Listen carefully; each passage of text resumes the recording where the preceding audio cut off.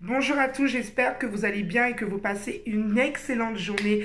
Alors aujourd'hui, j'ai eu à cœur d'aborder la blessure de reconnaissance. Pourquoi? Parce que c'est une blessure qui est horrible et très souffrante pour celui qui la porte, et ce sont des choses que j'ai vécues toute mon adolescence, dont j'ai énormément souffert avant de m'en libérer définitivement.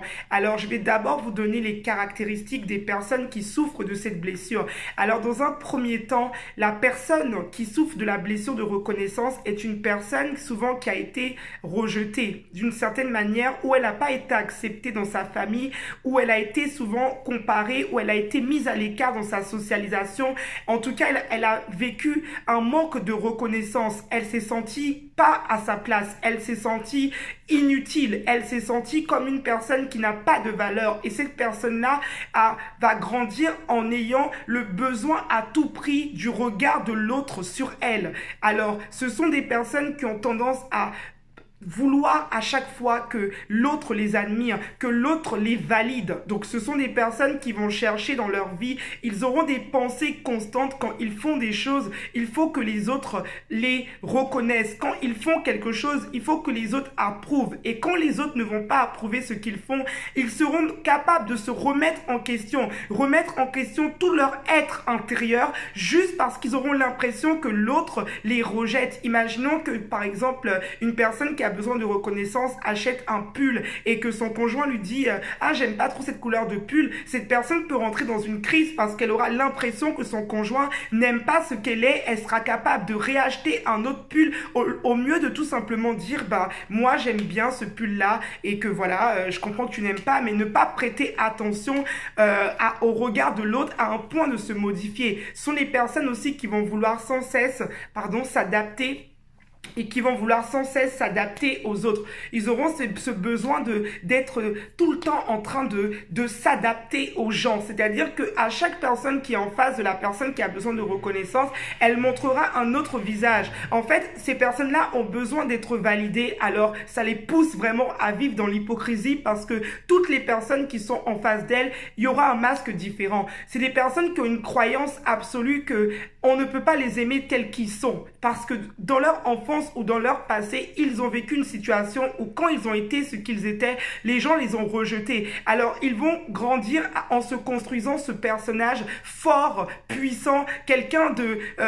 indestructible, avec cette perfection, cette recherche de perfection, pour que les autres reconnaissent leurs qualités, reconnaissent leurs talents, reconnaissent leurs différences, parce qu'ils ont ce besoin-là. Ça peut être des personnes qui vont par exemple être des personnes narcissiques, des personnes qui vont beaucoup avoir tendance à faire attention à leur image, des personnes qui vont pas vouloir, qui seront beaucoup dans qu'est-ce que les autres pensent de moi. Ils vont vivre sans cesse avec avec ce stress permanent d'être finalement découvert, d'être à nu et de ne plus rien valoir. Alors dans un groupe, on a tous rencontré une personne qui a tendance à prendre la parole plus fort que les autres, qui a envie de se sentir exister, et que quand on arrive dans le monde professionnel, souvent on rencontre des personnes comme ça, ou même dans une classe quand on est jeune, une personne qui a besoin que tout le monde soit autour d'elle et qui a besoin d'être reconnue à tout prix. Et ces personnes-là ont tendance à écraser les autres.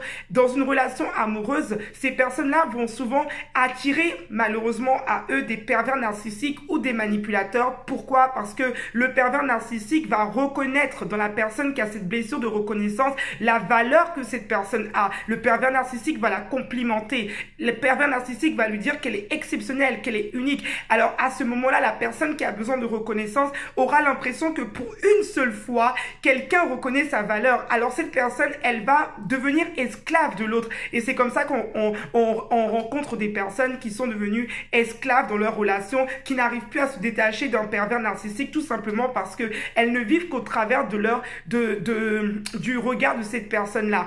Alors aujourd'hui, j'aimerais donner également des clés pour s'en libérer. Déjà, pour commencer, j'aimerais vous dire que vous devez vous-même vous reconnaître. Vous devez vous-même vous reconnaître, et que vous devez à partir d'aujourd'hui prendre la décision de vous aimer de manière inconditionnelle. Ça veut dire que la valeur que vous avez ne doit plus être bâtie selon ce que vous possédez, selon votre statut social, selon ce que vous faites. Vous devez avoir de la valeur sans faire quelque chose de particulier. Vous devez vous estimer, vous reconnaître sans avoir fait quelque chose. Vous devez vous détacher de la performance et du résultat, de vouloir à tout prix montrer vos capacités, à tout prix montrer aux autres que vous êtes brillant, à tout prix. Et pour cela, dans votre quotidien, vous allez commencer à non seulement être plus tourné vers les autres, à l'écoute plus des autres que à l'écoute, pardon, de vous. Vous allez être plus tourné à l'écoute des autres que d'être tourné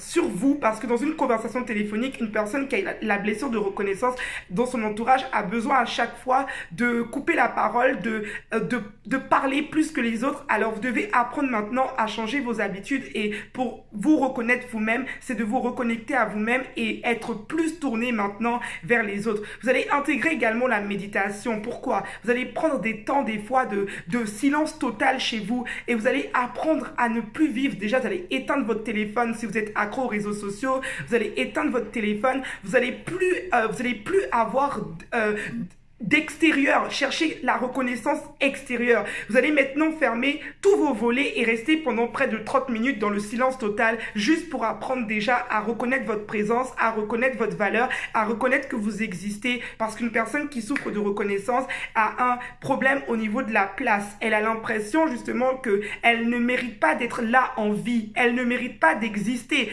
et c'est justement ça le problème. Alors la méditation permet de rentrer à l'intérieur de nous et de reconnaître l'être brillant, l'être divin qu'on est, mais de façon intérieure.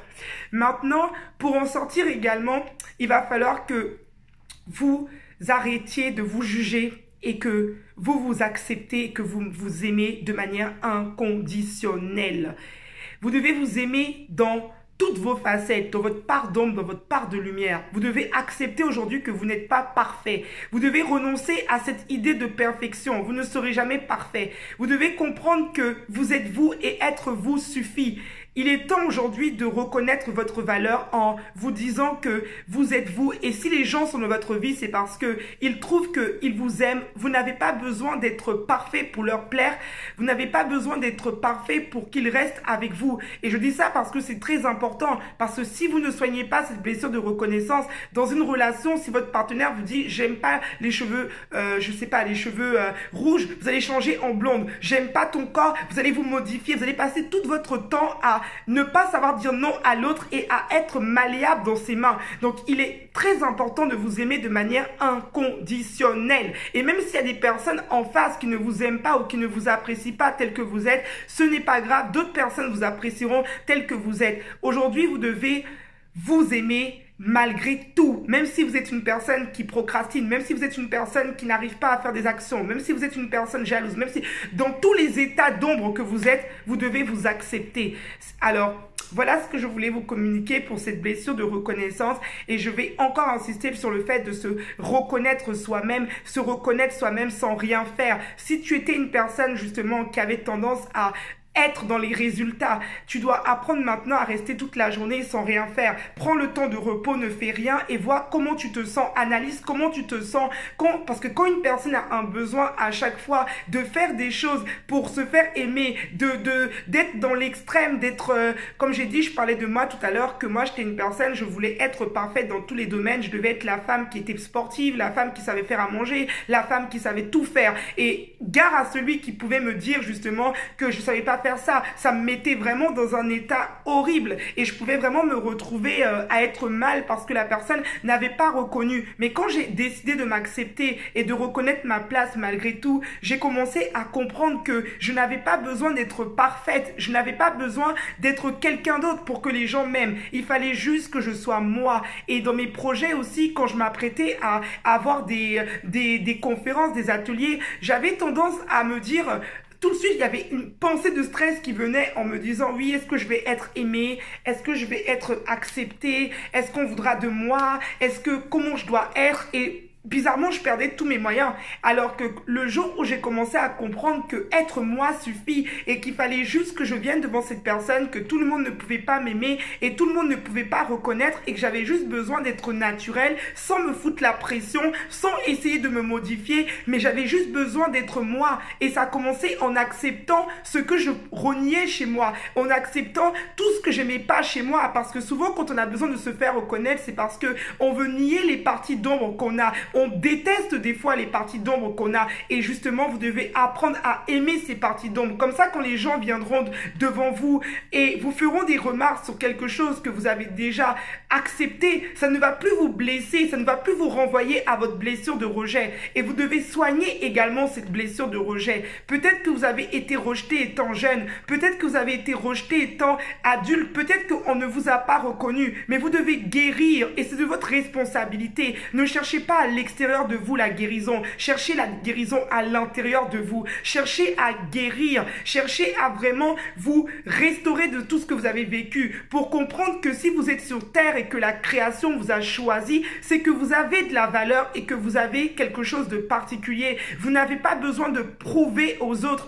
Celui qui souffre de reconnaissance également, pardon, j'avais oublié, doit arrêter de vouloir prouver, de idéaliser les autres. Parce que justement, quand on veut prouver aux autres qui on est, c'est souvent parce qu'on idéalise les gens et on a tendance à être dans une position qu'on veut montrer qu'on est supérieur. Apprenez à vous voir égal à égal avec les gens. Nous sommes tous brillants, nous avons tous de la lumière en nous. Il ne s'agit pas d'écraser les autres, de se sentir plus que les autres. Acceptez-vous à votre place et les autres aussi ont leur place. Il n'y a pas de compétition, de jalousie. Vous êtes vous et vous êtes parfait tel que vous êtes. N'essayez pas de vouloir bouffer les personnes qui sont en face de vous ou d'être dans une compétition de compétences ou dans une compétition de travail. Non, soyez juste vous-même et vous êtes parfait tel que vous êtes. Donc je m'arrête là. Je vous souhaite une excellente journée dans la paix, dans la joie et dans l'amour. Pour toutes les personnes qui veulent travailler avec moi, c'est gaelcoaching@outlook.fr et je vous fais de gros bisous. N'hésitez pas à me contacter. Franchement, le coaching, c'est extraordinaire. Ça peut vraiment vous donner des outils et des clés, des techniques vraiment pour vraiment pouvoir vous libérer de vos blessures. Donc, je vous encourage à vraiment me contacter afin que je puisse vous accompagner et je vous dis à très bientôt.